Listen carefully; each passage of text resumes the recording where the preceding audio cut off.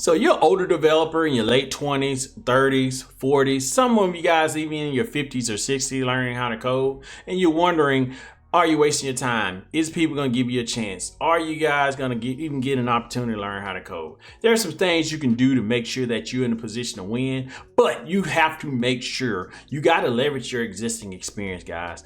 It's already known. You may not be the strongest technical person in the world, but you have to make sure that you bring a certain level of technical knowledge to the game. But one thing that you do have over the non-experienced developers is that you have the ability to have business insight, industry insight. You've been around for a while. You know, you've worked in a factory, you worked on those computers. You know that there's manual labor. There's an opportunity for to automate that. You know the lingo. Bring that to the job interview. Bring that to the resume. Bring that to you learning how to code with your projects and all that stuff.